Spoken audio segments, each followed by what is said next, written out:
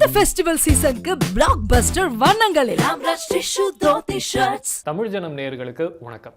நேற்று மகாராஷ்டிராவில் தேர்தல் சிறப்பாக நடந்து முடிஞ்சிருக்கு. இந்த தேர்தல் பிரச்சாரத்தில் தமிழ்நாட்டை சேர்ந்த முன்னணி பாஜக தலைவர்களும் கலந்துக்கிட்டாங்க. அதில் திரு வேலூர் இப்ராஹிம் அவர்களும் ஒருவர். அவருடைய அனுபவத்தை அவர்கிட்டயே கேட்டு தெரிஞ்சுப்போம். வணக்கம் சார். வாழ்க வளமுடன். எப்படி இருக்கீங்க? சிறப்பாக இருக்கேன், இறைவன் அருளால். மகாராஷ்டிரா தேர்தல் பிரச்சாரத்தில் நீங்களும் முன்னணியில் இருந்தீங்க. அந்த அனுபவம் எப்படி இருந்தது? தமிழகத்திலிருந்து மூத்த தலைவர்கள் பொதுவாகவே வெவ்வேறு மாநிலங்களில் நடக்கக்கூடிய தேர்தல் பிரச்சாரத்துக்கு அனுப்புவாங்க.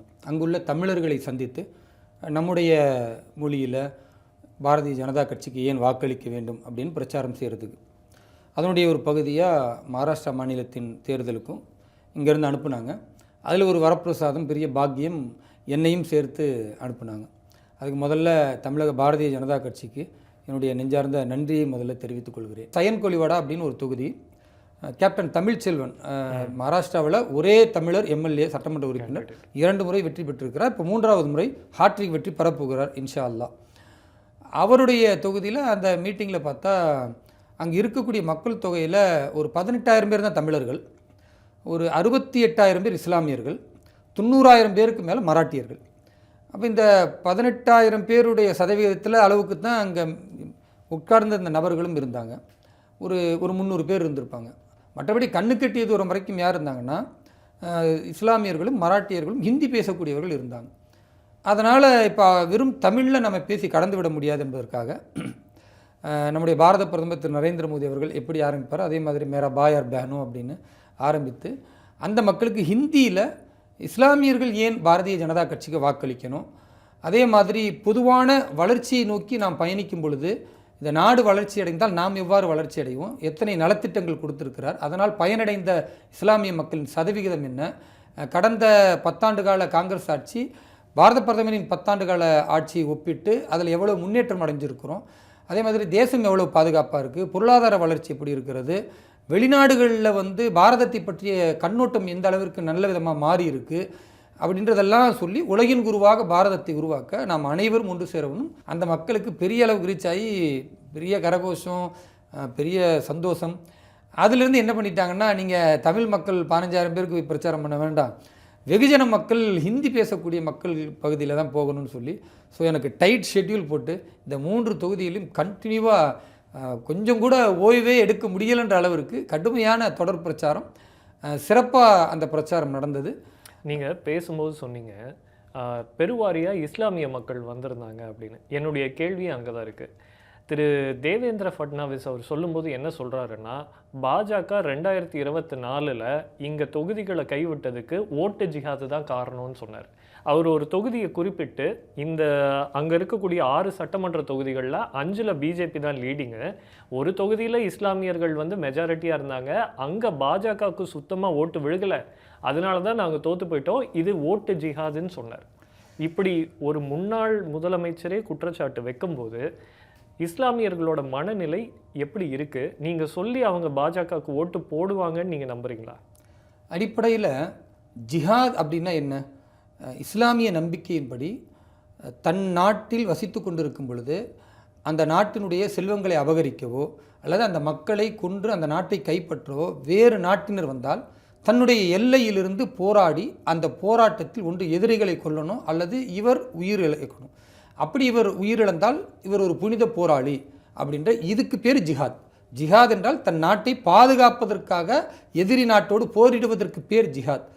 ஆனால் இன்றைக்கு ஒரு சில இஸ்லாமிய அடிப்படைவாத அமைப்புகள் ஜிஹாத் என்றால் ஹிந்துத்துவம் என்ற சித்தாந்தத்தை பேசுபவர்களை கொலை செய்வது அல்லது தாங்கள் பலமாக இருக்கிறோம், பொதுவான இந்துக்களை பயமுறுத்த வேண்டும் என்பதற்காக சில பயங்கரவாத சக்திகள் வெடிகுண்டு தாக்குதல் நடத்துவது, அச்சுறுத்துவது. எங்கெல்லாம் இஸ்லாமியர்கள் கணிசமாக இருக்கிறார்களோ அங்கெல்லாம் இந்துக்களுடைய ஊர்வலம் வரக்கூடாது, விநாயகர் சதுர்த்தி நடத்தக்கூடாது என்ற ஒரு தடை, அதற்கு வேறு வழி இல்லாமல் அரசும் கூட நிற்பாட்ட வைக்கிறதுக்கான வேலை. குறிப்பாக சொல்லணும்னா ராஷ்ட்ரிய சுயம் சேவக் சங்கம் என்கிற RSS அமைப்பு, அது வெறும் தேசியவாதத்தை பேசக்கூடிய அமைப்பு, அரசியலுக்கு எந்த தொடர்பும் கிடையாது. மக்களுக்கு பண்பாட்டை கலாச்சாரத்தை சொல்லி நாம் ஏன் அடிமைப்பட்டு கிடந்தோம், அதிலிருந்து மீண்ட நாம் தொடர்ந்து நாம் அடிமைப்படாமல் இருப்பதற்கு என்ன செய்ய வேண்டும் என்பதுதான் அவங்களுடைய கொள்கை நிலைப்பாடு. அதை பிரச்சாரம் செய்வது, அதை அணிவகுப்பு ஊர்வலமாக காட்டுவது, அதை கூட இஸ்லாமியர்களுக்கு எதிராக ஒரு பிம்பப்படுத்துகிற அரசாக இன்றைக்கு மத்திய அரசை எதிர்க்கிற எல்லா கட்சிகளையுமே நம்ம சொல்ல முடியும். அப்போ இப்படிப்பட்ட சூழலில் ஜிஹாத் என்றால் இதுதான் ஜிஹாத் என்பதை சொல்லாமல் இவர்கள் தவறான முறையில் ஜிஹாதை சொன்னதுனால பொதுவாக புரிந்து கொள்ளக்கூடிய யாராக இருந்தாலும், முன்னாள் முதல்வராக மகாராஷ்டிராவில் இருந்த மரியாதைக்குரிய தேவேந்திர ஃபட்னாவிஸ் அவர்களாக இருக்கட்டும், அல்லது இன்றைக்கு உத்தரப்பிரதேசத்தின் முதல்வராக இருக்கிற மரியாதைக்குரிய நம்முடைய யோகி ஆதித்யநாத் அவர்களாக இருக்கட்டும், அவருமே என்ன சொன்னார், லவ் ஜிஹாத் அப்படின்னார். இங்கே எப்படி ஓட்டு ஜிஹாதோ அங்கே லவ் ஜிஹாத். அப்போ அவங்க என்ன விளங்கிக்கிட்டு அதை சொல்கிறாங்க அப்படின்னா, இஸ்லாமியர்களை பொறுத்த வரைக்கும் ஒரு ஜிஹாத் என்பதை எப்படி அப்பாவிகளை கொலை செய்கிறார்களோ, எப்படி ஒரு சித்தாந்தம் பேசுகிறவங்கள கருத்தியலாக எதிர்கொள்ளாமல் அவர்களை வன்முறையால் எதிர்கொள்ள வேண்டும் என்று நினைத்து ஜிஹாதை அறிவிக்கிறார்களோ, அப்படி ஒரு மூளைச்சலவை செய்யப்பட்டு இந்த இஸ்லாமிய சமூகத்தை என்ன மாதிரி மாற்றுறாங்கன்னா, ஒரு சார்பாக ஓட்டு போடணும். அதாவது யார் இந்த இரண்டு கட்சியில் வளர்ச்சி செய்திருக்கிறார்கள் என்று கேட்டு தெரிந்து கொண்டு வாக்களிக்கக்கூடிய இஸ்லாமிய சமூகமாக இல்லாமல் கண்மூடித்தனமாக காங்கிரஸுக்கு வாக்களிக்கணும், பிஜேபி வந்துட்டால் நமக்கு ஆபத்து, பிஜேபி வந்துட்டால் நம்முடைய உரிமைகளை பறித்து விடுவார்கள் என்ற ஒரு பொய் பிரச்சாரத்தை இஸ்லாமிய அடிப்படைவாத சக்திகள் பிரச்சாரம் பண்றாங்க. இவ்வளவு தெளிவா சொன்னீங்க. இதை அவர் இதே தெளிவோட சொல்லியிருந்தா குழப்பம் இல்லை. ஆனா அவர் என்ன சொல்றாருன்னா, இஸ்லாமிய சமூகம் இதை ஃபாலோ பண்ணுதுன்னு பொதுப்படையா சொல்றாரு. ஃபாலோ பண்றது உண்மை தானே, நீங்க நான் அதுக்கு மறுக்கவே இல்லையா? அதாவது இன்றைக்கு 5 சட்டமன்ற தொகுதியில பாரதிய ஜனதா கட்சி முன்னிலையில் வருது.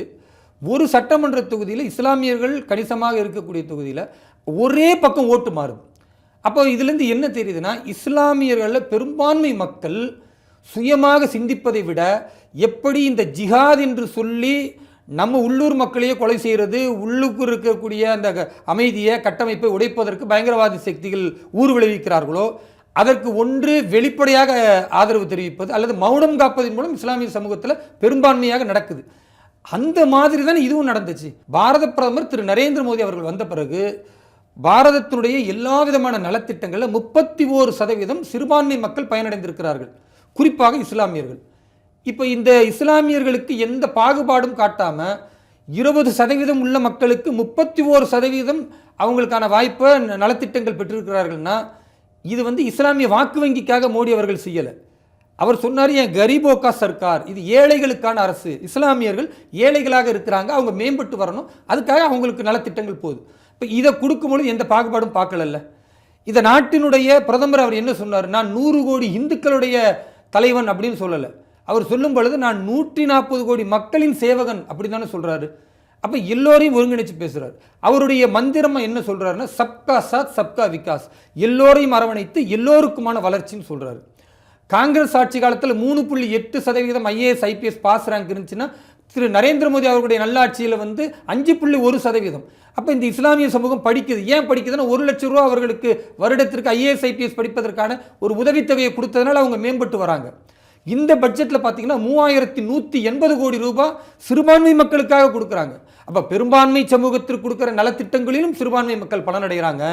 சிறுபான்மை மக்களுக்கு தனியாக கொடுக்குற 3180 கோடி அந்த பணத்திலையும் சிறுபான்மை மக்கள் பலனடைகிறார்கள் என்றால், அப்போ இதை சிறுபான்மை மக்கள் யோசிக்காமல் மீண்டும் மீண்டும் மோடி வந்துட்டு அவ்வளோதான்னா, அப்போ இது ஒரு பைத்தியக்காரத்தனமா இல்லையா? இது ஒரு மூளை செலவையே இல்லையா? ஒரு சமூகமே இப்படி போகிறது என்றால், ஒரு சமூகமே இப்படி செய்கிறது என்றால், எப்படி நாட்டிற்கு எதிராக செய்து ஜிஹாத் என்ற ஒரு நிலையை நிலைநிறுத்த வேண்டுமோ, அதற்கு பதிலாக நாட்டின் வளர்ச்சிக்கு எதிராக இவர்கள் முன்னெடுக்கிறார்கள். நாட்டின் வளர்ச்சியை முன்னிறுத்தி இஸ்லாமிய மக்களையும் அரவணைக்கக்கூடிய திரு நரேந்திர மோடி அவர்களுக்கு எதிராக இஸ்லாமிய சமூகம் முன்னெடுக்கிறது என்றால், இப்போ இது ஓடு ஜிஹாதுன்னு சொல்லாமல் வேற என்ன சொல்ல முடியும்? அப்போ அந்த நியாயமான கருத்து இருக்கு. அந்த கருத்தின் அடிப்படையில் வேதனையில் வேறு விரக்தியில் தான் பேசுகிறாங்களே ஒழிய, இது ரொம்ப சந்தோஷப்பட்டு பேசுகிறாரா? தேவேந்திர ஃபட்னாவிஸ் அவர்கள்ட்ட நீங்கள் கேட்டு பாருங்க. இதே அந்த தொகுதியில் இஸ்லாமியர்கள் அத்தனை பேரில் 15%, 20% பாரதிய ஜனதா கட்சிக்கு வாக்களித்திருக்கிறாருன்னு வைங்க. அப்படி பேசியிருப்பாங்களா? அவர் என்ன சொல்லுவார்? இல்லை, அரசியல் கட்சியாக நம்மளை பார்க்குறாங்க. சரி, இந்த தேர்தலில் இஸ்லாமியர்களோட வாக்கு பேட்டர்ன் அது எப்படி இருக்கும்னு நினைக்கிறீங்க? நான் பொதுவாக பார்த்த பொழுது மகாராஷ்டிரா மாநிலத்தில் இந்த ஓட்டு ஜிஹாத் என்று சொன்ன வார்த்தையோ அல்லது வேறு சில தலைவர்கள் சில இஸ்லாமிய நம்பிக்கை குறித்து உணர்ச்சி வசப்பட்டு பேசியதையோ இஸ்லாமிய மக்கள் பெருசாக எடுத்துக்கிடலை. நான் பேசிய வரை, குறிப்பாக சயன் கோலிவாடாவுடைய தொகுதியில் போய் பேசுகிறேன். அங்கே கேப்டன் தமிழ்ச்செல்வன் இருக்கிறாரு. அங்கே 65,000 பேர் இஸ்லாமியர்கள் தான். ஸோ செகண்ட் மெஜாரிட்டி பாப்புலேஷன் வந்து இஸ்லாமியர்கள் வாக்கு வங்கி அங்கே இருக்குது. ஒவ்வொரு பகுதியிலும் போகும் பொழுது அவர்கள் தெளிவாக சொல்கிறாங்க, நாங்கள் பாஜக ஆட்சி என்று பார்ப்பதை விட பாஜகவுடைய எம்எல்ஏ என்ன பண்ணினார்னு பார்த்தா எங்களுக்கு தண்ணீர் கொடுத்துருக்கிறார், எங்களுக்கு வீடு கொடுத்துருக்கிறாரு, எங்களுக்கு அதே மாதிரி இலவச கழிப்பறை கொடுத்துருக்கிறாரு, அதே போன்று இலவசமாக கேஸ் கொடுத்துருக்கிறாரு, எந்த நேரம் அழைத்தாலும் வரக்கூடியவராக இருக்கிறார். இதெல்லாம் காங்கிரஸ் கட்சியில் எம்எல்ஏக்களோ எம்பிக்களோ இருந்தால் அவர்களை பார்க்க முடியாது, அவர்களை கூப்பிட்டா வரமாட்டாங்க, நாங்கள் அலுவலகத்தில் போய் தவம் கிடக்கணும் அல்லது அவர்கள் வீடுகளுக்கு போய் தவம் கிடக்கணும், அவர்களுடைய பிஏவை பார்த்தாவே பெரிய அதிசயமாக இருக்கும். ஆனால் பாஜக எம்எல்ஏக்கள் சேவை செய்வதற்காக வருகிறார்கள். அதனால் அந்த கட்சியில் ஒரு சில கருத்து வேறுபாடு இருந்தாலும் இந்த எம்எல்ஏக்கள் நல்ல வேலை செய்கிறாங்க, எங்கள் தொகுதி நல்லா இருக்கணும், அதுக்காக நாங்கள் வாக்களிக்கிறோம். ஸோ பாரதிய ஜனதா கட்சி சித்தாந்தம் என்று பேசுவதை விட பாஜகவால் வெற்றி பெறக்கூடிய எம்எல்ஏக்கள் மக்கள் பணியை எந்த பாகுபாடும் இல்லாமல் செய்கிறார்கள். அது இஸ்லாமியர்கள் இடத்துல போய் சேர்ந்திருக்கு. அதற்காக நிச்சயமாக இஸ்லாமியர்கள் வாக்களிப்பாங்க. நீங்கள் எழுதி வைத்துக் கொள்ளுங்கள். 23 தேர்தல் வெற்றிக்கு பிறகு சயன்கோலிவாடாவில் மட்டும் இஸ்லாமியர்கள் குறைந்தபட்சம் 25,000 பேருக்கு மேலே வாக்களிச்சிருப்பாங்க. நான் உத்தரவாதம் தருவேன். ஏன்னா எல்லா இடத்துலையும் அவ்வளோ பெரிய வரவேற்பு. இங்கெல்லாம் பள்ளிவாசலுக்குள்ள பாஜக வெளியில் நின்று நோட்டீஸ் கொடுக்குறதோ அல்லது பாஜகவில் உள்ள எங்களை போன்றவர்கள் தொழுதாலே அடிக்கிறாங்க, வெட்டுறாங்க. நாங்கள் அங்கே போனால் பள்ளிவாசலுக்குள்ளே கூட்டிகிட்டு போய் எங்களை கூட்டு பிரார்த்தனையை நடத்த அனுமதித்து அதற்கு பிறகு எல்லா இஸ்லாமிய தலைவர்களும் அமர்ந்து எங்களுடைய கோரிக்கையை கேட்டு நாங்கள் அவருக்கு வாக்களிப்போன்னு சொன்னாங்க. இதெல்லாம் நான் வீடியோ பதிவாக எடுத்திருக்கிறேன், என்னுடைய முகநூலில் பதிவு செஞ்சுருக்கிறேன், ட்விட்டர் அக்கௌண்ட்டில் பதிவு செஞ்சுருக்கிறேன். அப்போ இந்த மாதிரி ஒரு இஸ்லாமிய பெருந்திரள் கூட்டம் வந்து ஆதரவு. நான் ஓட்டு கேட்க போகும்போது இங்கே தமிழகத்தில் பார்த்தீங்கன்னா ஒரு 10 பேர் என் கூட வருவாங்க, அங்கே 50 பேர் 100 பேர் இஸ்லாமிய பெண்கள் பர்தா அணிந்து அவங்க வந்து வாக்கு கேட்குறாங்க. இல்லை, கேட்கறதுக்கு நல்லா தான் இருக்குது.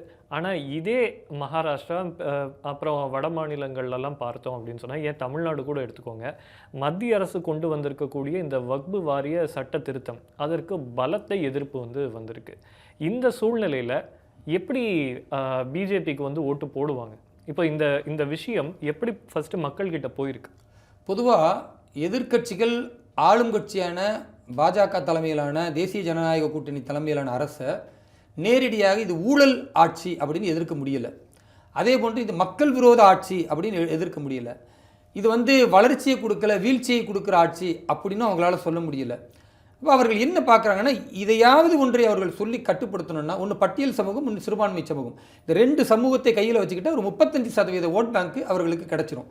மற்றதையெல்லாம் நாம் வந்து ஓரளவு அப்படியே சரி பண்ணி ஆட்சி அமைத்து விடலாம். இதுதான் காங்கிரஸுக்கோ இல்லை காங்கிரஸ் கூட்டணியில் இருக்கிற இந்தி கூட்டணியில் உள்ள எல்லோருடைய மனநிலையும் அப்படித்தான் மாறி போயிடுச்சு. அந்த அடிப்படையில் இவர்கள் என்ன பண்ணுறாங்கன்னா, சிறுபான்மை மக்களை தங்கள் பக்கம் வைத்திருக்கணும்னா காங்கிரஸ் உங்களுக்கு என்ன செய்தது நல்லது அப்படின்னு சொல்லி வச்சிருக்க முடியாது. ஏன்னா காங்கிரஸ் என்ன செஞ்சிச்சு, நாங்கள் 10% தனி இடஒதுக்கீடு தருவோம் இஸ்லாமியர்களுக்குன்னு சொன்னாங்க. அதுக்காக சச்சார் கமிஷனும் ஒன்று அமைத்தாங்க, அந்த கமிஷனும் அப்படி தான் சொன்னது. பிறகு ரங்கநாத் மிஸ்ரா கமிஷனும் ஒன்று அமைத்தார்கள், அந்த கமிஷனும் அதுதான் சொன்னது. 50 ஆண்டுகளுக்கு மேலே காங்கிரஸ் ஆட்சியில் இருந்தது மத்தியில், ஆனால் கொடுத்தார்களா? கிடையாது. அப்போ இஸ்லாமியர்கிட்ட போய் நாங்கள் என்ன செய்தோம்னு சொன்னால் நீ ஒன்றுமே செய்யலைன்னு சொல்லிடுவாங்க. அப்போ என்ன சொல்லணும், அவங்க வந்தால் உங்களை என்ன பாடுபடுத்துவாங்க, அவங்க வந்தால் உங்களை பாகிஸ்தானுக்கு பங்களாதேஷுக்கு அனுப்பி விட்டுருவாங்கன்னு பயத்தை ஊட்டணும். அதற்காக மத்திய அரசு இஸ்லாமிய மக்கள் சார்ந்த சில விஷயங்களை கொண்டு வரும் பொழுது அது முழுக்க முழுக்க இஸ்லாமியர்களுக்கு எதிரானதாக காங்கிரஸும் கம்யூனிஸ்டும் இங்கே இருக்கக்கூடிய திமுக உள்ளிட்ட கட்சிகளும் மிக வேகமாக அந்த பொய் பிரச்சாரத்தை பரப்புகிறாங்க. உதாரணத்துக்கு நான் சொல்கிறேன் பாருங்க, ட்ரிபிள் தலாக், முத்தலாக் தடை சட்டம் மத்திய அரசில் திரு நரேந்திர மோடி அவர்கள் கொண்டு வந்தாங்க. கடுமையாக காங்கிரஸ் எதிர்த்தது, திமுக எதிர்த்தது, இங்கே இருக்கக்கூடிய எஸ்டிபி போன்ற அமைப்பு பயங்கரவாத சக்திகள், தமுமுக போன்ற பிரிவினைவாத சக்திகள் எல்லாரும் எதிர்த்தாங்க. ஆனால் இந்த ட்ரிபிள் தலாக்கு என்னன்னு சொல்லி எதிர்த்தாங்க, இஸ்லாமிய ஷரியத் சட்டத்திற்கு எதிரானதுன்னு சொல்லி எதிர்த்தாங்க. அது உண்மையா? திருக்குரான் சொல்லுகிறது அத்தலாக்கு மர்ரத்தானி, தலாக் என்பது ஒரே நேரத்தில் 3 தடவை விடக்கூடாது, ஒவ்வொரு காலக்கெடு இருக்குன்னு சொன்ன சட்டத்திற்கு எதிராக இவர்கள் என்ன செய்யறாங்க, இஸ்லாமிய நம்பிக்கைக்கு எதிராக உள்ள சட்டத்தை முஸ்லீம்களை ஆதரவு வைத்து காங்கிரஸ் ஒரு சதி திட்டம் திட்டி பாஜகவை எதிர்க்க வைக்குது. ஆனால் பாரத பிரதமர் திரு நரேந்திர மோடி அவர் பயப்படலை. ஏன்? ஒவ்வொரு பாதிக்கப்பட்ட பெண்களும் கைகளில் குழந்தையோடு நீதிமன்றத்தின் கதவை தட்டி, காவல்துறை கதவை தட்டி எந்த நீதியும் கிடைக்கல. ஏன்னா முஸ்லீம்கள் பர்சனல் லா அப்படின்னு சொல்லிட்டு இந்த ட்ரிபிள் தலாக்கை இவர்கள் சாதகமாக பயன்படுத்துகிறார்கள். இது பெண்களுக்கு பாதிப்பு. என் நாட்டில் அது இந்து பெண்களோ இஸ்லாமிய பெண்களோ யாராக இருந்தாலும் அவர்களை என்னுடைய பெண் பிள்ளைகள் போன்று ஒரு தகப்பன் ஸ்தானத்தில் திரு நரேந்திர மோடி பார்க்கறதுனால அந்த தடை சட்டத்தை கொண்டு வந்தார். ஆரம்பத்தில் எதிர்த்தவர்கள் இன்னைக்கு என்ன சொல்றாங்க, 2014க்கு பிறகு குறிப்பாக இந்த ட்ரிபிள் தலாக் பேன் பண்ணப்பட்ட பிறகு ஒரே ஒன்று கூட முத்தலாக் செய்தார் அப்படின்னு ஒரு பெண் பாதிக்கப்படலை. இப்போ இஸ்லாமிய சமூக பெண்களுக்கு திரு நரேந்திர மோடி நல்லதை செஞ்சிருக்கிறாரா இல்லையா? ஆனா காங்கிரஸ் தப்பான பிரச்சாரம் பண்ணுச்சு. இல்ல அதே மாதிரிதான் இப்போ இந்த வக்ஃப் வாரிய சட்ட திருத்தம் ஏன் தேவைன்னு ஒரு பாஜக காரரை நீங்க சொல்லுங்க. நான் பாரதிய ஜனதா கட்சி என்பதை விட ஒரு ஒரு இந்திய இஸ்லாமியன என்னுடைய பார்வை என்னன்னு நான் சொல்ல பார்க்குறேன். ஏன் அப்படின்னு பார்த்தீங்கன்னா, ஒரு கட்சி சார்ந்து சொன்னால் கண்மூடித்தனமாக ஆதரிப்பார்கள் அப்படின்ற ஒரு நிலைப்பாடு வரும். ஆனால் ஒரு இந்திய இஸ்லாமியனாக நான் பார்க்கும் பொழுது இந்த நாட்டில் இருக்கக்கூடிய வக்ஃபு சட்டம் என்பது கடந்த 2 முறை சட்ட திருத்தத்துக்கு உள்ளாகி இருக்கிறது. புதுசாக பாஜக வந்து தான் இந்த சட்ட திருத்தத்தை கொண்டு வந்தது என்று சொல்லுவதே பொய். இந்த 2 முறை சட்ட திருத்தம் கொண்டு வந்ததில் பெரும்பான்மையாக இந்துக்களும் இஸ்லாமியர்களுமே பாதிக்கப்பட்டார்கள். எப்படி பாதிக்கப்பட்டாங்கன்னா, இவர்கள் கொண்டு வந்த சட்டம் என்ன சொல்லுகிறதுனா, இது வக்ஃபு இடம் என்று சொல்லி ஒரு நிலத்தை சொல்லிவிட்டால் அது வக்ஃபு நிலமாக மாறிடும். இப்போ யார் சொல்லணும்? அதாவது வக்ஃபுனுடைய போர்டு இருக்குது, வக்ஃபு போர்டு. அந்த வக்ஃபு போர்டு வந்து இதெல்லாம் வக்ஃபு நிலம் என்று சொல்லிவிட்டால் அது இந்துக்கள் வசித்தாலும் சரி, அங்கே 1000 வருடங்களுக்கு மேலே கோவில் இருந்தாலும் சரி, அது காலங்காலமாக அது ஒரு இந்துக்களுடைய பூர்வீக இடமாக இருந்தாலும் சரி, பத்திரப்பதிவு டாக்குமெண்ட் எல்லாமே ஆதாரபூர்வமாக இருந்தாலும் இது வக்ஃபு நிலம் என்று அறிவித்து விட்டால் அந்த அறிவிப்பே போதுமானது இவர்கள் கையகப்படுத்திக் கொள்ள. இப்படி சட்டத்தை காங்கிரஸ் கொண்டு வந்துச்சு. இல்ல அதான் ரேண்டமா ஒரு நிலத்தை பார்த்து இது எங்க இடம்னு சொல்றதுக்கு அவர்களுக்கு காங்கிரஸ் காலத்துல உரிமை வழங்கப்பட்ட அந்த சட்டம் வந்து திருத்தப்பட்டது. அப்ப அதன் அடிப்படையில் நீங்க பார்த்தீங்கன்னா 9 லட்சம் ஏக்கர் வக்ஃபு இடம் அப்படின்னு ஒரு கட்டத்தில் வந்து நின்றது. இப்போ இந்த 9 லட்சம் ஏக்கர்னு சொல்றாங்கல்ல, இது யார் கையில் இருக்கு அப்படின்னு பார்த்தீங்கன்னா, பெரிய பெரிய மாஃபியாக்கள் கையில், ஆளும் காங்கிரஸ் இருந்த அந்த காலத்தில் இருந்து அவர்கள் அபகரித்தது. இன்னைக்கு திமுகவுடைய அறிவாலயம் திருச்சியில் இருக்காது, யாருடைய நிலம். அதே மாதிரி ஏராளமான நிலங்களை அப்படி கையகப்படுத்தியதுனால 2 சமூகத்திற்கு மத்தியில் பெரிய பிரச்சனை, இந்துக்களுக்கும் இஸ்லாமியர்களுக்கும் மத்தியில். ஏன்னா அவர்கள் வழிபட்ட கோவிலை வந்து வக்ஃபு நிலம் அப்படின்னு சொன்னால் எப்படி ஏற்றுக்கொள்வார்கள்? அவர்கள் காலங்காலமாக இருக்கிற நிலத்தை, விவசாய நிலத்தை, வசிக்கிற நிலத்தை வந்து இது வக்ஃபு நிலம்னு எப்படி ஏற்றுக்கொள்வார்கள்? அப்போ இது யாருடைய நிலம் என்பதை தொடர் சர்ச்சையாக இல்லாமல் பிரச்சனைக்கு முடிவு கொண்டுட்டு வரணும். ஒரு மாவட்ட ஆட்சியர் கீழ் அந்த நிலம் ஒருவேளை வேற யாருடையாவது என்று சொன்னால் அந்த சம்பந்தப்பட்டவர் டாக்குமெண்ட் கொடுத்தா ஆதாரம் இருந்தால் அவரிடத்தில் ஒப்படைக்கணும். அப்படி இல்லை என்றால் இது வக்ஃபு சொத்து என்று ஊர்ஜிதப்படுத்தப்பட்டு அது டாக்குமெண்ட்டாக கணனியில் போர்ட்டலில் பதிவு செய்யப்பட்டு அந்த சொத்துக்கள் பாதுகாக்கப்படும். இது இஸ்லாமியர்களுக்கு பாதுகாப்பு. இரண்டாவது என்ன சொல்லுதுன்னா, அந்த வக்ஃப் அமெண்ட்மெண்ட் ஆக்ட் வந்து, அதாவது ஒரு சொத்து இருக்கிறது, இது எப்படின்னா 10 ஏக்கர் நிலம் வக்ஃபு நிலம் இருக்குது. இந்த 10 ஏக்கர் ஒரு திமுக கார் கையில் வச்சிருப்பார். எவ்வளோக்கு வச்சிருப்பாருன்னு பார்த்தீங்கன்னா, மாதம் 100 ரூபா கட்டுவார். அந்த 10 ஏக்கரை வச்சு பல கோடி சம்பாதிப்பார். மாதம் கட்டுறது 100 ரூபா கட்டுவார், இல்லை வருஷத்துக்கே 100 ரூபான்னுவார்.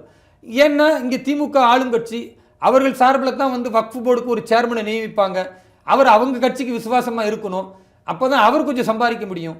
இப்படி அந்தந்த மாநிலத்தில் அந்தந்த கட்சி ஆளும் கூடியவர்கள் அபகரித்து வைத்ததுனால அந்த சொத்தினுடைய மதிப்பு உதாரணத்திற்கு 1.5 லட்சம் கோடி ஒரு வருடத்திற்கு இஸ்லாமியர்களுக்கு வருமானம் வரணும். ஆனால் இன்னைக்கு வர்றது எவ்வளோ? சாதாரண ஒரு 1000 கோடி ரூபாய் கூட வருமானம் இல்லை. அப்போ இஸ்லாமியர்கள் சிரமப்படுகிறார்கள். இஸ்லாமியர்களுக்கு தனியிட ஒதுக்கீடு வேணும், இஸ்லாமியர்கள் முன்னேற்றம் வேணும்னா அதெல்லாம் எதுவும் செய்ய தேவையில்லை. ஒரிஜினலாக வக்ஃபு சொத்து என்னன்னு தீர்மானிக்கப்பட்டு அந்த வக்ஃபு சொத்துக்கு இன்றைய நில மதிப்புக்கு என்ன விலையோ அதை ஒருவர் லீஸுக்கு எடுக்கலாம், அதை ஒருவர் பயன்படுத்தலாம். இல்லை என்றால் அதுக்கும் அனுமதி இல்லை. இந்த சொத்தில் கல்விக்கூடங்கள் கட்டுவது, ஏழை இஸ்லாமிய பெண்களுக்கு வந்து ஒரு தொழில் பயிற்சிக்கான இடங்களை அமைத்து தருவது, அல்லது ஒரு வீடு இல்லாதவர்களுக்கு வீடு அமைத்து தருவது, இதுக்கு பயன்படுத்தலாம். இதை செய்யணும்னு மத்திய அரசு சொல்லுது. உண்மையான நில மதிப்பை கொண்டு வந்தால் 1.5 லட்சம் கோடி ரூபாய் வருமானம் வந்தால் இஸ்லாமிய சமூகம் யாரிடத்திலும் கையேந்த வேண்டிய அவசியம் கிடையாது. மத்திய அரசே வெறும் 3180 கோடி தருது. 1.5 லட்சம் கோடினே நீங்கள் நினச்சி பாருங்க எவ்வளவு, ஏறக்குறைய 80-90 மடங்கு அதிகம். இஸ்லாமிய சமூகம் மிகப்பெரிய அளவிற்கு கல்வியில் பொருளாதாரத்தில் வளர்ச்சி அடைய முடியும் அந்த பணத்தை வைத்து. அப்போ இதை காங்கிரஸும் இன்ன பிற கட்சிகளும் கையில் அபகரித்து வச்சிருக்கிறாங்க. மாஃபியாக்கள் இருந்து மீட்டெடுக்க இந்த அமெண்ட்மெண்ட் உதவுது. இது ரெண்டாவது, இதையும் வரவேற்கணும். மூன்றாவதா என்ன இவங்க பெரும்பாலும் எதிர்க்கிறது எதுக்குன்னா, அதாவது இந்து அறநிலையத்துறையில் எப்படி இந்துக்கள் எல்லோரும் இருக்கிறார்களோ அப்படி இஸ்லாமியர்கள் இருக்கக்கூடிய வக்ஃபு போர்டில் முஸ்லீம் அல்லாத 2 பேர்னு குறிப்பிடுறாங்க. அது 2 ஆர்எஸ்எஸ்காரர்கள் இந்துக்களை கொண்டு வர பார்க்குறாங்க.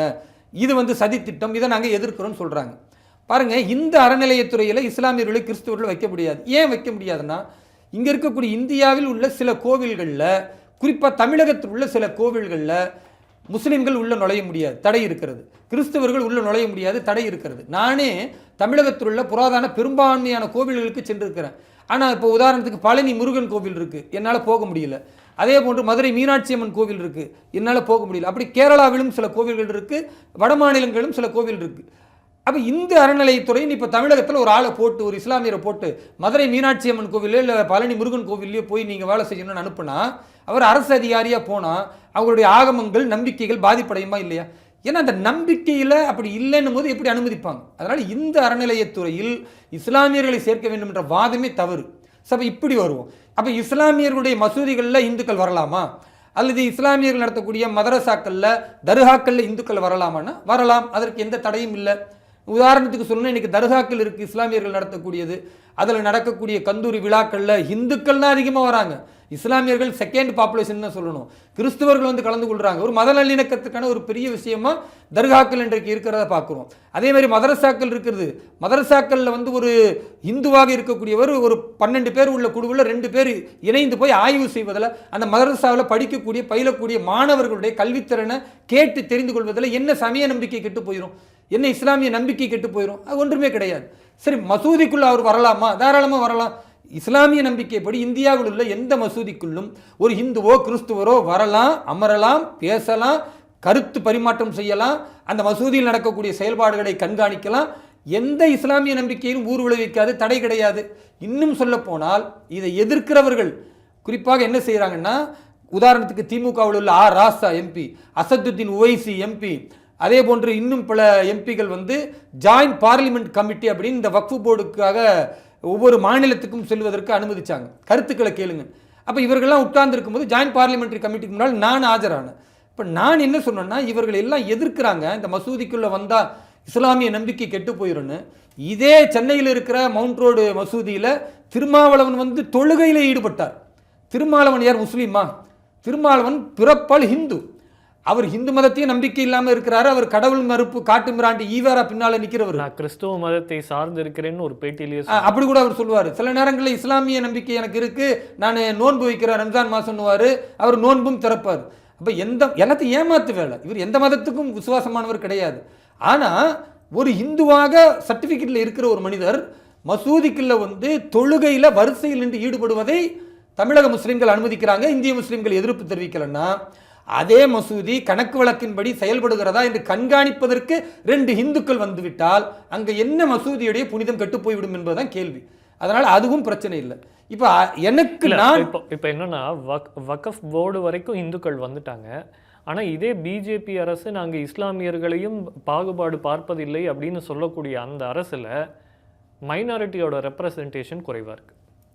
கண்டிப்பாக அதை வந்து மறுப்பதற்கு இல்லை.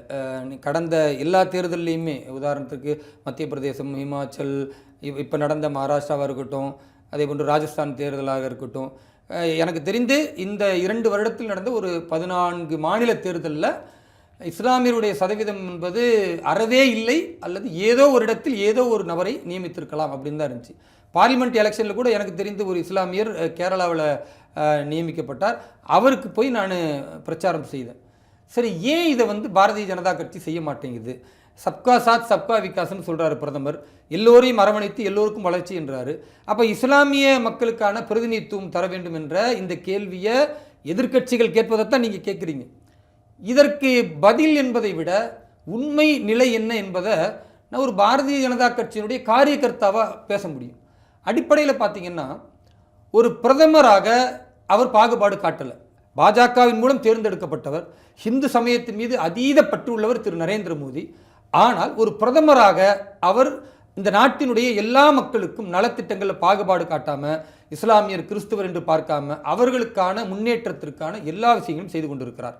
குறிப்பாக சொல்லணும்னா, ஒரு பிரதமர் என்ற அடையாளத்தில் இருந்து கொண்டு கிறிஸ்துமஸ் பெருவிழாவிற்கு முதல் நாள் கார்டினல், பிஷப், ஃபாதர்ஸ் எல்லாரையும் தன்னுடைய இல்லத்திற்கு அழைத்து விருந்து வைத்து அவர்களை பேச வைத்து அந்த கிறிஸ்துமஸ் கொண்டாட்டத்தை அவரையும் சேர்ந்து பகிர்ந்து கொண்டார். ஒரு பிரதமர் பொதுவானவராக இருக்கிறார்.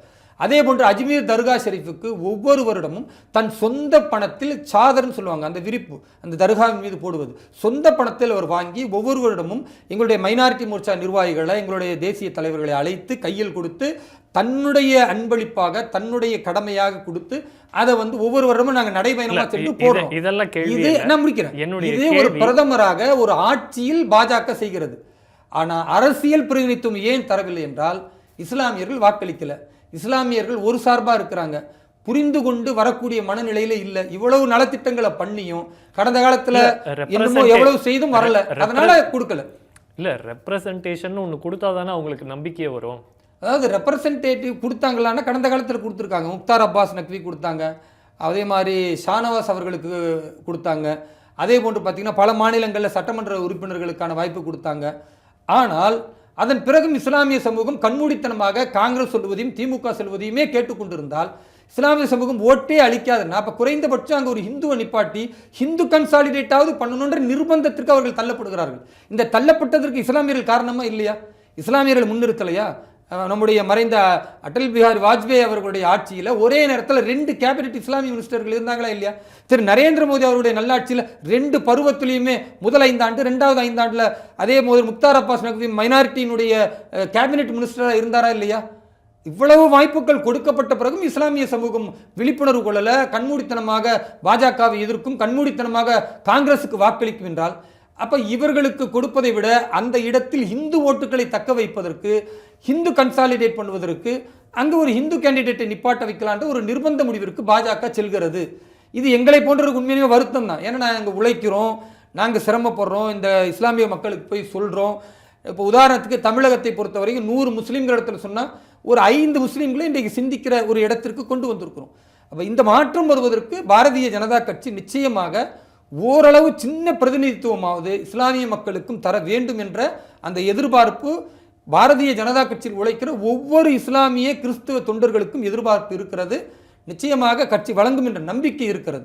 ஆனால் அதை மட்டுமே எதிர்பார்க்காமல் தேசத்தினுடைய பாதுகாப்பு, தேசத்தின் வளர்ச்சி, இந்துக்கள் இஸ்லாமியர்களுடைய நல்லிணக்கம், முன்னேற்றம் இதையெல்லாம் மையப்படுத்தி நாங்கள் உழைப்பதால அது எங்களுக்கு இரண்டாவதாக தெரிகிறது. முதலில் தேசம் முதன்மையானது என்ற அந்த நோக்கத்தில் நாங்கள் பாடுபட்டு கொண்டிருக்கிறோம். நிச்சயமாக பிரதிநிதித்துவம் எதிர்காலத்தில் தரும் என்ற அந்த நம்பிக்கையில் எங்கள் உறுதியாக இருக்கிறோம். இப்போ தமிழகத்தில் இஸ்லாமியர்களோட நிலை எப்படி இருக்குது? ஏன்னா இப்போ அமரன் திரைப்படம் வந்தது, பார்த்தா ஒரு திரையரங்கில் பெட்ரோல் பாம்பு வீசிட்டு இது பண்ணியிருக்காங்க, நிறைய திரையரங்குகள் முற்றுகையிடப்பட்ட சம்பவங்களும் நடந்தது. இதெல்லாம் எப்படி பார்க்குறீங்க?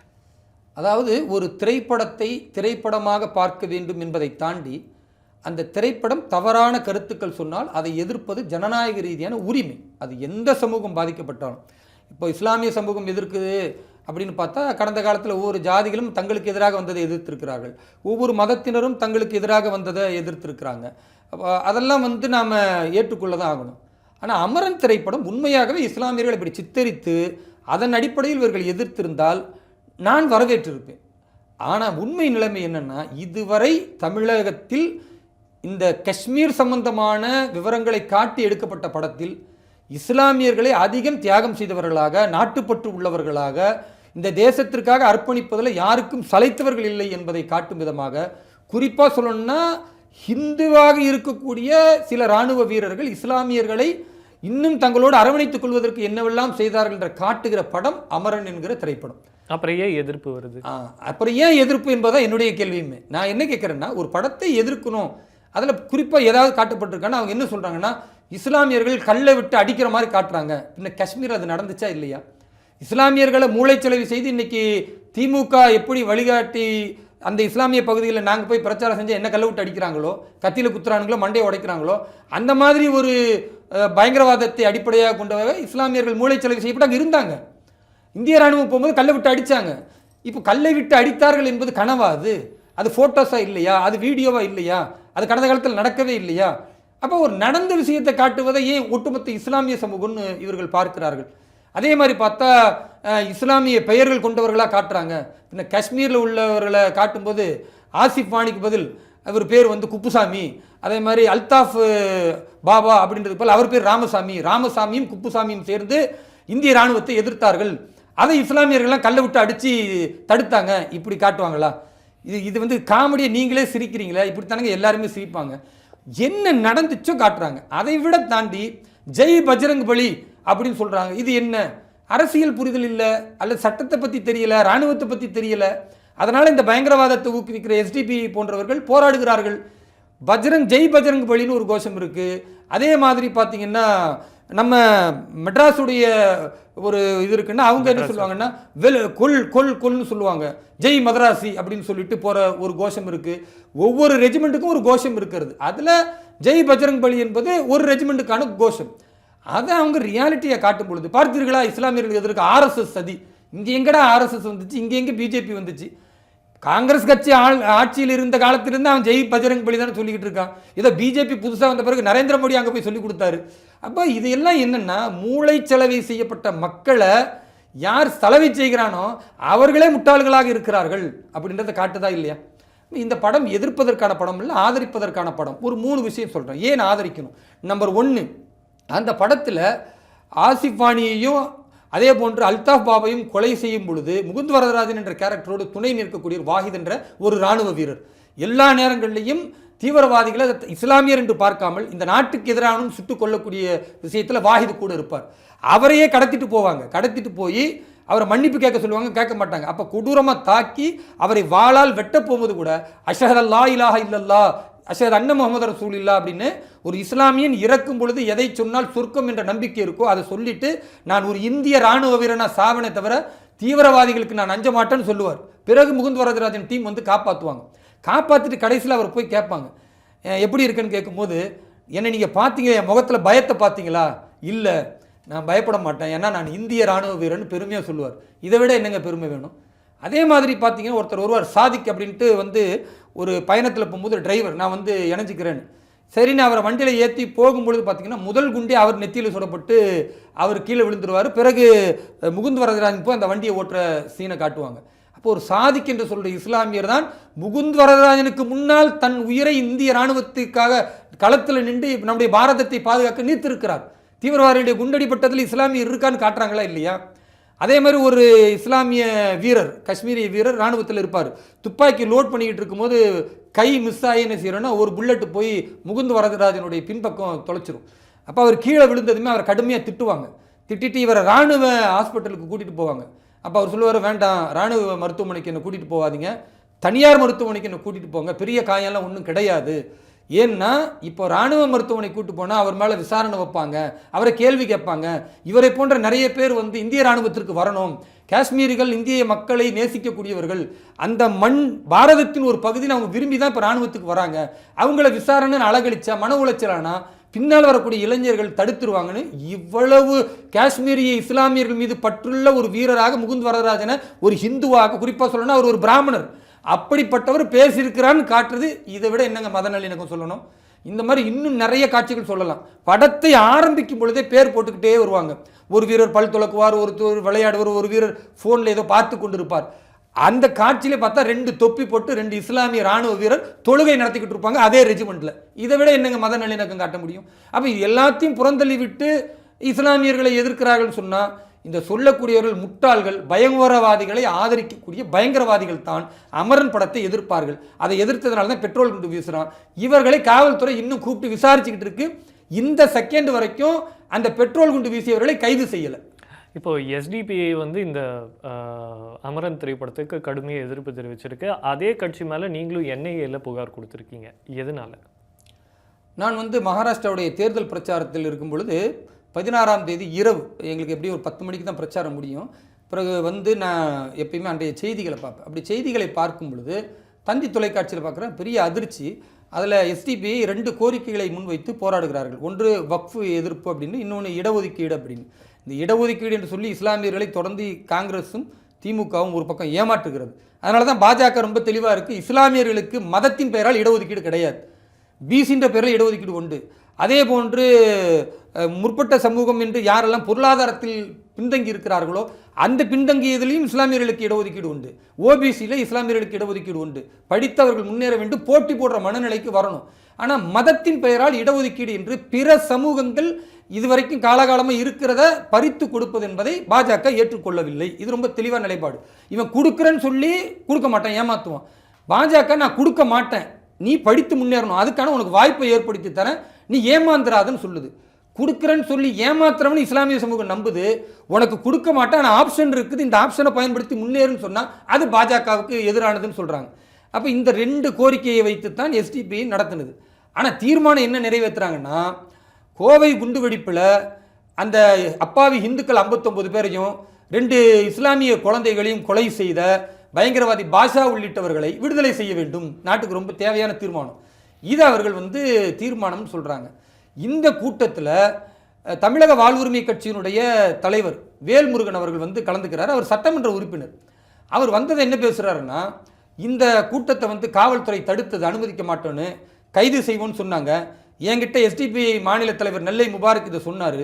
நான் உடனே என்னுடைய இன்ஃப்ளூயன்ஸை பயன்படுத்தி தமிழக முதல்வர் ஆஃபீஸுக்கு, தமிழக காவல்துறை ஹெட்டு, தமிழக உளவுத்துறை ஹெட்டு, சென்னை கமிஷனரு, தமிழக உயர் அதிகாரிகள் எல்லாரிடத்திலும் பேசி நான் அனுமதி வாங்கி கொடுத்திருக்கிறேன். எதற்காக தெரியுமா? இந்த எஸ்டிபிஐயும் பாப்புலர் ஃப்ரண்ட் ஆஃப் இந்தியா என்கிற அமைப்பும் இந்திய இராணுவத்தை போன்றது, அதே போன்று சிஐஎஸ்எஃப்ஐ போன்றது, தமிழக காவல்துறை கூட அவர்கள் கிட்ட வர முடியாது. இவ்வளவு பகிரங்கமாக ஒரு பயங்கரவாத அமைப்பை இந்திய இறையாண்மைக்கு எதிராக செயல்பட்ட பாப்புலர் ஃப்ரண்ட் ஆஃப் இந்தியா என்கிற இந்திய இறையாண்மைக்கு எதிராக செயல்பட்ட பாப்புலர் ஃப்ரண்ட் ஆஃப் இந்தியா என்கிற இந்த அமைப்பை ஒரு பொது மேடையில் பேசுகிறார். அங்குள்ள இளைஞர்கள்லாம் ஆர்ப்பரித்து கொண்டாடுகிறார். யார் உங்களுக்கு இந்த அதிகாரத்தை கொடுத்தா? எப்படி இதை நீங்கள் பேச முடியும்? இவர்கள் பல படுகொலை நிகழ்த்தியிருக்கிறாங்க. எஸ்டிபியும் பிஎஃப்ஐயும் சேர்ந்து நடத்திய படுகொலைக்கு போன வருஷம் கேரள உயர்நீதிமன்றம் 15 பேருக்கு இஸ்லாமிய இளைஞர்களுக்கு தூக்கு தண்டனை விதிச்சிருக்கு. இதே மாதிரி இவர்கள் மூலச்செலவு செஞ்சதுனால அந்த 15 பேருடைய வாழ்க்கை போச்சு. இந்த 15 பேர் குடும்பத்தினுடைய வாழ்க்கையை தொலைச்சிட்டு இன்னைக்கு நிற்கிறாங்க. தமிழகத்தில் பார்த்தீங்கன்னா தஞ்சையில் ராமலிங்கம், அந்த ராமலிங்கத்தினுடைய படுகொலை, அதில் யார்? பிஎஃப்ஐ இன்னைக்கும் தலைமறைவாக இருக்கிறாங்க. குற்றவாளிகளை கண்டுபிடிச்சு கொடுத்தா 2 லட்சம் 3 லட்சம்னு என்ஐஏ அறிவித்திருக்கிறது. இந்த மாதிரி படுகொலைகள் என்ன தாக்கி இருக்கிறார்கள்? என் மீது கடுமையான விமர்சனங்கள், நான் எங்கு போனாலும் குறிவைத்து தாக்குவதற்கான முயற்சிகள், இந்த மாதிரி இந்துத்துவ தலைவர்கள் பேசி எத்தனையோ பேர்களை இங்கே கொலை செய்திருக்கிறார்கள். தமிழகத்தில் மட்டும் சொல்லுவேன், இதுவரைக்கும் 80க்கும் மேற்பட்ட படுகொலை நடந்திருக்கிறது. இவ்வளோ அபாயத்தை செய்த ஒரு பயங்கரவாத அமைப்பு என்று மத்திய அரசால் அறிவிக்கப்பட்ட அமைப்பை இந்திய இராணுவத்தோடு, அவர்களின் தியாகத்தோடு, அவர்களின் தேசப்பற்றோடு ஒப்பிட்டு பேசுவதற்கு வேல்முருகன் அவர்களுக்கு எப்படி தைரியம் வந்தது? இது எவ்வளோ பெரிய ஆபத்து. அப்போ பயங்கரவாதி பாஷா போன்றவர்களை விடுதலை செய்ய வேண்டும் என்று தீர்மானம் நிறைவேற்றுகிற அதே மேடையில் பயங்கரவாதத்தை விதைக்கிற பாப்புலர் ஃப்ரண்ட் ஆஃப் இந்தியாவும் அதையின் துணையான, அதையின் நட்பாக உறுதுணையாக இருக்கிற எஸ்டிபிஐ அமைப்பும் இராணுவத்திற்கு ஒப்பு என்று சொன்னால், பயங்கரவாதிகளை இராணுவத்தோடு சேர்ப்பது இது இந்திய இறையாண்மைக்கு எதிரானது, இந்த தேசத்தினுடைய அத்தனை நம்பிக்கைகளுக்கு எதிரானது, இராணுவத்தை கொச்சைப்படுத்துவது. இதை எப்படி முளையிலே கிள்ளி எறியாமல் நீங்கள் வேடிக்கை பார்க்க முடியுமா? இதை பேசுகிறார்கள் என்பதற்காக அமைதியாக இருந்தால், அமைதியாக இருக்கிறவன் தேசப்பற்று இருக்கான்னு அவன்கிட்ட கேட்கணும். அவன்கிட்ட கேள்விக்குறின்னு நான் சொல்லுவேன். அந்த இஸ்லாமியர்களை எவ்வளோ அழகாக மூளைச்செலவு செய்கிறாங்க பகிரங்கமாக. காவல்துறை ஒரு எஃப்ஐஆர் போடல, ஒரு நடவடிக்கை இல்லை. எனக்கு பெரிய அதிர்ச்சி. அதை விட கொடுமை என்ன அப்படின்னு பார்த்தா, அவர் என்ன சொல்கிறாரு? இந்த பாப்புலர் ஃப்ரண்ட் ஆஃப் இந்தியா என்பது பெரிய சேவை செய்தது, தியாகம் செய்தது என்று சொல்லி ஒரு பயங்கரவாத அமைப்பை இன்னும் மோட்டிவேட் பண்ணுறார். இப்போ இந்த கொடுமைகளை இவர்கள் செய்வார்கள் என்றால், தேசத்திற்கு எதிராக பகிரங்கமாக இஸ்லாமிய இளைஞர்களை வன்முறையின் பக்கம் கொண்டு செல்வார்கள் என்றால், அதே கூட்டத்தில் ஒரு பக்கம் பயங்கரவாத அமைப்பு பாப்புலர் ஃப்ரண்ட் ஆஃப் இந்தியாவை தூக்கிப்பிடித்து, இன்னொரு பக்கம் பாசிச பாஜக என்றும், இந்த பாரதிய பாசிச அரசு என்று, நம் தேசத்தையே பாசிச அரசு என்று அவர் சொல்லி ஹிந்து முஸ்லிம் என்ற இரு சமூகத்திற்கு மத்தியில் கலவரத்தை ஏற்படுத்தி அதன் மூலம் இவர்கள் குளிர்காய்வார்கள் என்றால், அது திருமாவளவனாக இருந்தாலும், அல்லது வேல்முருகனாக இருந்தாலும், திருமுருகன் காந்தியாக இருந்தாலும், அல்லது எஸ்டிபிஐ போன்ற பயங்கரவாத அமைப்பாக இருந்தாலும், தீவிரவாதத்தை ஊக்குவிக்கக்கூடிய எந்த அமைப்புகளாக இருந்தாலும் தமிழகத்திலிருந்து துடைத்தெறியப்பட வேண்டும். அதற்கு காவல்துறை நடவடிக்கை எடுக்கணும்னு அடுத்த நாள் நான் பேசுகிறேன். நம்ம மகாராஷ்டிரா பிரச்சாரத்துக்கு மத்தியிலேயே இந்த வீடியோவை போட்டு, என்னுடைய பதிவு ஒரு 3 நிமிஷத்துக்கு போட்டு, தமிழக முதல்வரும் காவல்துறையும் நடவடிக்கை எடுக்கணும்னு. நடவடிக்கை எடுக்கல. 20ஆம் தேதி இன்னைக்கு எலெக்ஷன் போலிங் ஆயிடுச்சு, நேற்றைய தினம். சரி, நான் இன்னைக்கு வந்து பார்க்குறேன், போலீஸ்ட்டு விசாரிக்கிறேன், எந்த எஃப்ஐஆரும் கிடையாது. அப்படி ஒன்று நடந்துச்சா அப்படின்னு கேட்குறாங்க. அப்போ இதில் பாதிக்கப்படக்கூடியவர் யார்? இஸ்லாமியர் பாதிக்கப்படுவோம். இந்த மாதிரி பேச்சை கேட்டுட்டு போய் அமரன் திரைப்படம் இருக்கிற இடத்துல 2 பெட்ரோல் குண்டு வீசினது யார்? ஒருத்தன் பேர் யூசுப், இன்னொருத்தன் பேர் புகாரி. 2 பேரையும் இன்னைக்கு காவல்துறை கூப்பிட்டு விசாரிச்சுக்கிட்டு இருக்கா இல்லையா? அவன் இதை வீசணும்னு நினச்சி வீசினானா? கிடையாது, தூண்டி விடுறாங்க. நீ வீசினாதான் வீரன், நீ வீசினா இராணுவ மாதிரி, நீ பயங்கரவாதத்தை செஞ்சாதான் நீ உண்மையான முஸ்லீம் அப்படின்னு இந்த வேல்முருகன் போன்ற அயோக்கியர்கள் தூண்டிவிட்டால் எஸ்டிபிஐ போன்ற நெல்லை முபாரக் போன்ற மத வெறியர்கள் இஸ்லாமிய நம்பிக்கையை குளிதோண்டு புதைப்பதற்காகவே வந்த இந்த காளான்கள் சமூகத்தை ஊர்விளைக்கு வந்தால் ஒரு இந்திய இஸ்லாமியனாக ஒரு தேசப்பற்று மிக்கவனாக தன் சமூகத்தை பாதுகாக்க வேண்டும் என்ற நல்ல எண்ணம் கொண்டவன் நிச்சயமாக களத்தில் முன்னால் வந்து நிற்பான். அவர்கள் தடை செய்யப்பட வேண்டும். அதற்காக இன்றைக்கு போய் காவல் நிலையத்தில் F2 போலீஸ் ஸ்டேஷன் எக்மூரில் போய் கொடுக்குறேன், NIAவில் போய் கொடுத்தேன். உடனடியாக NIAவில் விசாரணையை மேற்கொள்வதற்கான ஆயத்த பணிகளை நாங்கள் எடுப்போம் என்று சொல்லியிருக்கிறார்கள். ஆனால் காவல் நிலையத்தில் போய் கொடுத்தா FIR போடுங்கன்றேன், FIR போட மாட்டோம். சரிங்க, நான் புகார் மனு கொடுத்ததுக்கு CSRாவது கொடுங்க, CSRும் கொடுக்க மாட்டோம். இந்த கொடுமை எங்காச்சும் பார்ப்பீங்களா? ஏன் கொடுக்க மாட்டீங்கன்னா, இல்லை கொடுக்க மாட்டோம். கடைசியில் போராடிய பிறகு நான் போக மாட்டேன்னு சொன்ன பிறகு நான் கொடுத்த கம்ப்ளைண்ட்டே ஒரு ஜெராக்ஸ் எடுத்து ரிசீவ்டு அப்படின்னு சொல்லி ஒரு முத்திரை அடித்து கொடுக்குறாங்க. இது எவ்வளோ பெரிய கொடுமை. உயர் நீதிமன்றமும் உச்ச நீதிமன்றமும் ஒரு புகார் மனு கொடுத்தா FIR கொடுக்கணும், குறைந்தபட்சம் ஒரு CSR கொடுக்கணுன்ற அந்த நிலையை கூட இவங்க ஏற்கவில்லை என்றால் அப்போ திமுக ஆதரவு ஒரு MLA பயங்கரவாதத்தை ஆதரித்து பேசினாலும் அதை நாங்கள் ஆதரிக்க தயார். நடிகை கஸ்தூரி போன்று ஒரு மேடையில் உணர்ச்சி வசப்பட்டு ஒரு சமூகத்திற்கு எதிராக பேசிவிட்டு பிறகு நான் உணர்ச்சி வசப்பட்டு தெரியாமல் பேசிட்டேன் அப்படின்னு மன்னிப்பு கேட்டாலும் 2 தனிப்படை அமைத்து, அதாவது எங்க சொல்றது, தெலுங்கானாவுக்கு போய் பாய்ந்து பிடித்து கொண்டு வரக்கூடிய காவல்துறையை பார்க்குறோம். ரெண்டுமே பாரபட்சமா இல்லையா? அப்ப நாட்டுப்பற்றும் பயங்கரவாதத்தை எதிர்க்க வேண்டும் என்று நினைக்கிற காவல்துறை வழக்கு போடவோ மனு கொடுத்ததற்கு அடையாளத்திற்கு ஒரு ரசீது தர தயார் இல்லை. பாஜக சார்ந்து உள்ளவர்கள் என்ற ஏதாவது ஒரு பிம்பத்தில் யாராவது ஒருத்தர் ஒரு சின்ன வார்த்தையை பேசிட்டா உடனே தனிப்படை செவரேறி குதிச்சு தீவிரவாதி அட்டாக் பண்ற மாதிரி போய் பிடிச்சி கைது செய்கிறார்கள். இவர்கள் பலப்பிரயோகத்தை பயன்படுத்துகிறார்கள் என்றால் இது அநீதி. இது தமிழகத்தின் சட்டம் ஒழுங்கு இன்னும் சீர்குலைய வைக்கும். தமிழகம் அமைதி பூங்கா என்பதை ஐயா ஸ்டாலின் அவர்கள் நாசமாக்கி விடுவாரோ என்ற பயம் எனக்கு இருக்கிறது. அதனால் இந்த ஊடகத்தின் மூலமாக மீண்டும் கோரிக்கை வைக்கிறேன். தமிழக முதல்வர் ஐயா ஸ்டாலின் அவர்களும் தமிழக காவல்துறை தலைவர் அவர்களும் உடனடியாக சட்டமன்ற உறுப்பினர் திரு வேல்முருகன் பயங்கரவாத கருத்துக்களை பேசியதை உடனடியாக கைது செய்யணும். அதே மாதிரி இதை அமைத்து கொடுத்த SDPI நெல்லை முபாரக்கை கைது செய்யணும். இன்னும் குறிப்பாக இவர் சட்டமன்ற உறுப்பினர் என்பதற்கே தகுதியற்றவர். பயங்கரவாதிகளை இந்திய இராணுவத்தோடு ஒப்பிட்டு பேசக்கூடிய இவருடைய சட்டமன்ற உறுப்பினர் என்ற பதவியை ரத்து செய்ய வேண்டும் என்று சபாநாயகருக்கும் நான் கடிதம் எழுதவிருக்கிறேன்.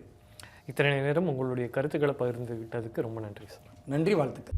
இந்த ஃபெஸ்டிவல் சீசனுக்கு பிளாக் பஸ்டர் வண்ணங்கள் எல்லாம்